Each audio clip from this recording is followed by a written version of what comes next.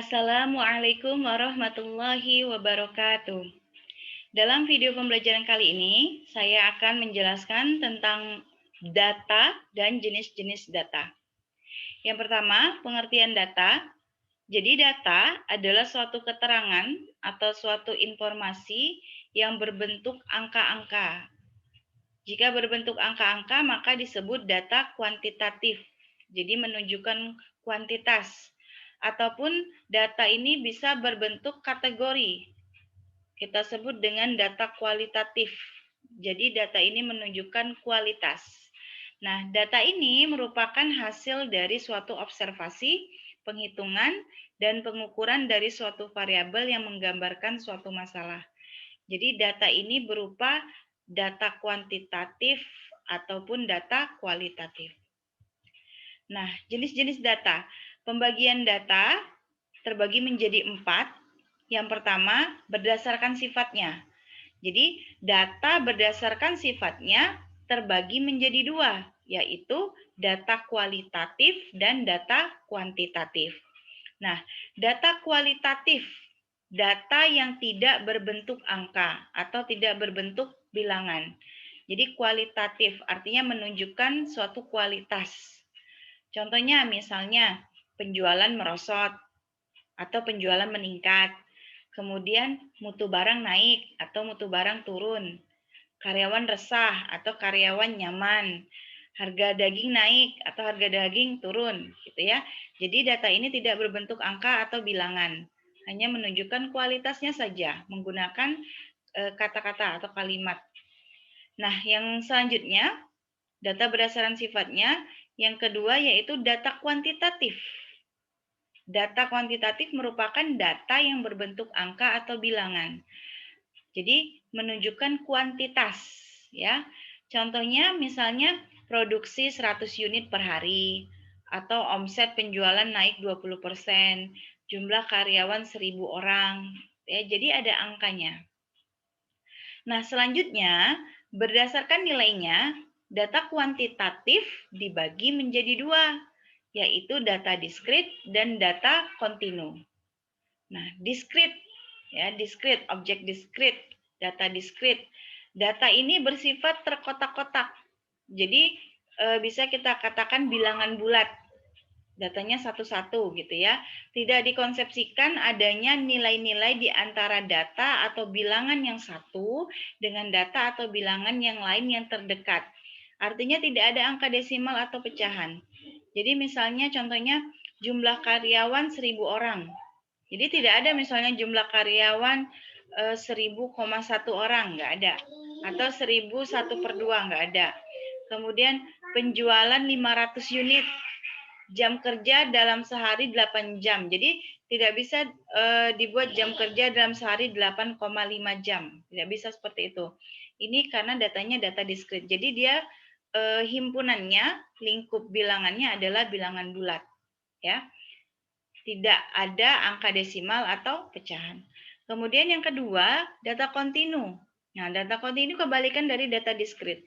Jadi, data kontinu ini dikonsepsikan adanya sejumlah nilai atau bilangan di antara jumlah yang tidak terhingga dengan jumlah yang tidak terhingga di antara dua data tersebut. Jadi, misalnya kita memiliki data di antara 1 sampai 10. Jadi 1, 2, 3, 4, 5, 6, 7, 8, 9, 10. Seperti itu.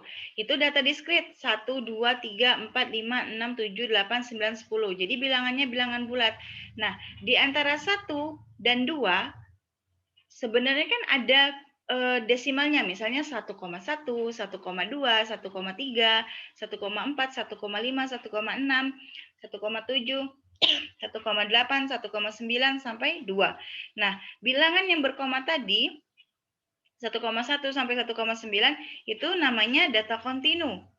Nah, di antara 1,1 dan 1,2 sebenarnya masih ada bilangan lagi. 1,11, 1,12, 1,13 gitu. Jadi bilangannya tak terhingga banyaknya. Nah, data ini disebut data kontinu. Jadi terdapat angka desimal atau pecahan. gitu ya. Atau contoh lainnya misalnya tinggi badan seseorang 165,5 cm misalnya. Omset penjualan naik 20%. Atau misalnya temperatur udara di berbagai tempat di antara negatif 20 derajat Celcius sampai 50 derajat Celcius. Nah, negatif 20 sampai 50 itu kan di antara negatif 20 sampai 50 kan banyak bilangan desimal atau pecahannya, misalnya negatif 20,1, negatif 20,2, misalnya seperti itu. Atau negatif ke atas ya, negatif 19,1, negatif 19,2 gitu. Nah, jadi tak hingga banyaknya. Data kontinu ini biasanya diperoleh berdasarkan suatu pengukuran. Jadi diperoleh dari kegiatan mengukur, ya. Misalnya tinggi badan diukur gitu ya. Ada bilangan desimalnya atau pecahannya. Gitu. Jadi bukan bilangan bulat, tapi himpunannya untuk data kontinu ini adalah himpunan bilangan real. Gitu. Banyaknya tak hingga. Nah, bagian yang kedua, jenis data yang kedua kita bagi berdasarkan cara memperolehnya. Jadi berdasarkan cara memperolehnya, data terbagi menjadi dua, yaitu data primer dan data sekunder. Apa itu data primer? Yaitu data yang dikumpulkan dan diolah sendiri oleh suatu perusahaan atau organisasi. Contohnya misalnya BPS, Badan Pusat Statistik. BPS mengumpulkan harga sembako, 9 bahan pokok, dengan cara langsung mendatangi pasar. Nah, ketika sudah mendapatkan data dari lapangan, dari pasar, kemudian BPS mengolah sendiri. Jadi mengumpulkan sendiri, kemudian mengolah sendiri datanya. Maka data yang diperoleh ini merupakan data primer. Bagaimana dengan data sekunder?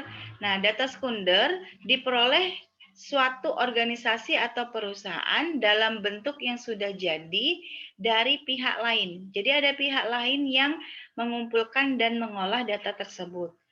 Misalnya perusahaan memperoleh data penduduk, atau data pendapatan nasional, atau indeks harga konsumen, atau daya beli masyarakat.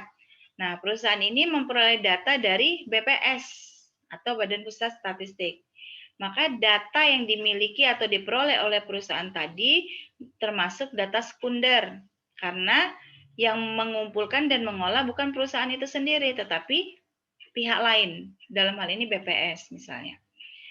Kemudian yang ketiga, jenis yang ketiga dibagi berdasarkan sumbernya. Data berdasarkan sumbernya terdiri dari dua jenis, yaitu data internal dan data eksternal.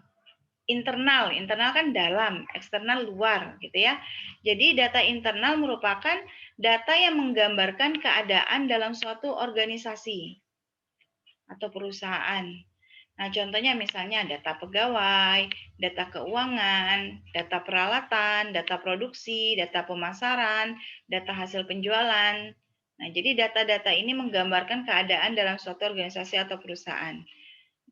Internal, ya, masalah internal. Kemudian jika data eksternal, data ini menggambarkan keadaan di luar organisasi.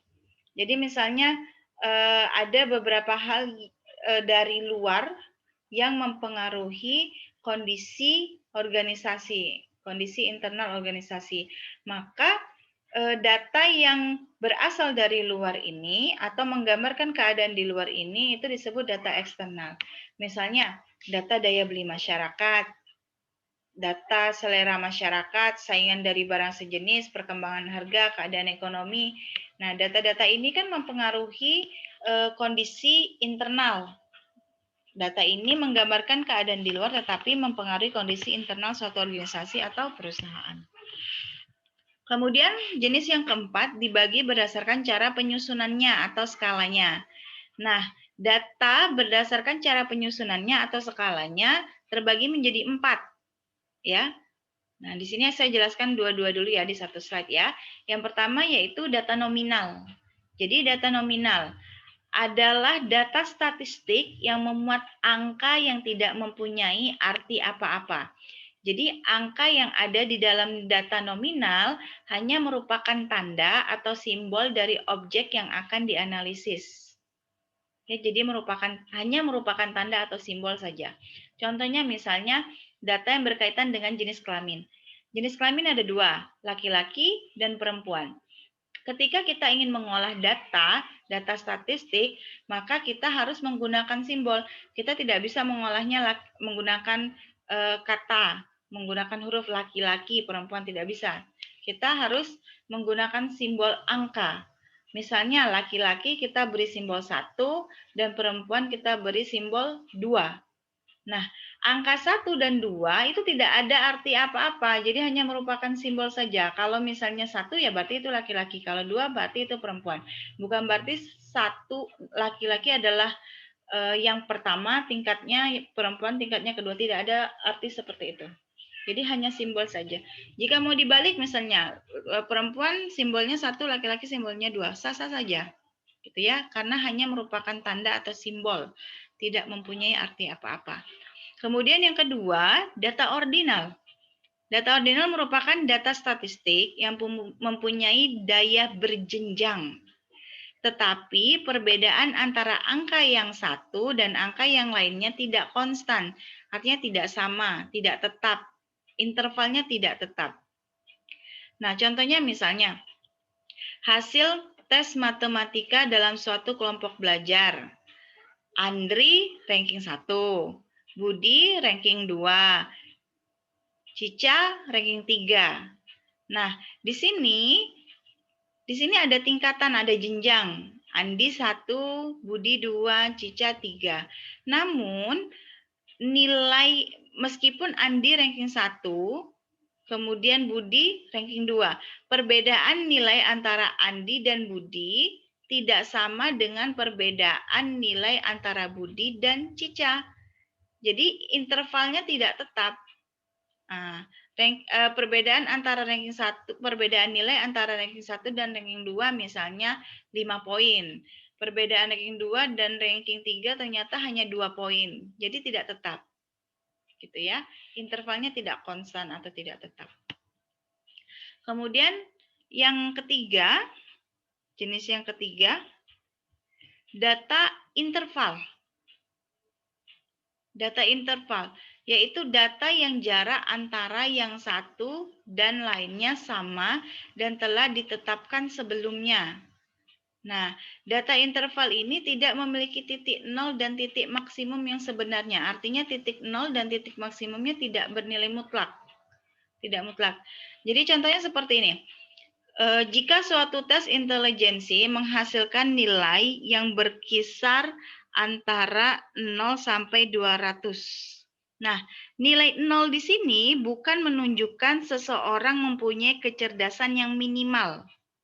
Namun, nilai 0 hanya menunjukkan tempat paling rendah dari prestasi pada tes tersebut. Gitu ya. Kemudian nilai 200 juga bukan menunjukkan bahwa seseorang mempunyai kecerdasan yang maksimal. Tidak seperti itu. Tetapi nilai 200 hanya menunjukkan tingkat tertinggi dari prestasi pada tes tersebut. Gitu. Jadi nilai 0 dan titik 0 dan titik maksimumnya tidak mutlak. Ya, tidak mutlak. Nah, yang terakhir yaitu data rasio. Nah, data rasio ini data yang mempunyai tingkatan tertinggi. Data ini selain mempunyai interval yang sama, juga mempunyai nilai nol mutlak. Jadi contohnya misalnya hasil pengukuran panjang, tinggi, dan berat gitu ya. Nah, dalam data rasio, nilai nol benar-benar tidak mempunyai nilai. Jadi misalnya ketika ada data suatu jarak atau suatu panjang, misalnya 0 km, maka artinya 0 km di sini tidak mempunyai panjang. Atau misalnya suatu barang beratnya 0 kg, maka artinya dia tidak mempunyai berat. Gitu. Jadi 0 km artinya tidak mempunyai panjang, 0 kg artinya tidak mempunyai berat. Nah, dalam data rasio terdapat skala yang menunjukkan kelipatan. Jadi misalnya Jika kita punya data 20 meter, kita bisa mendeskripsikannya 20 meter itu adalah 2 kali 10 meter gitu. Atau 15 kg adalah 3 kali 5 kg. Nah, contoh lain misalnya, contoh lain data rasio misalnya luas, volume suatu benda gitu ya, luas suatu daerah. Nah, itu merupakan data rasio. Nah, cukup sekian penjelasan tentang data dan jenis-jenis data. Semoga bermanfaat. Saya akhiri. Assalamualaikum warahmatullahi wabarakatuh.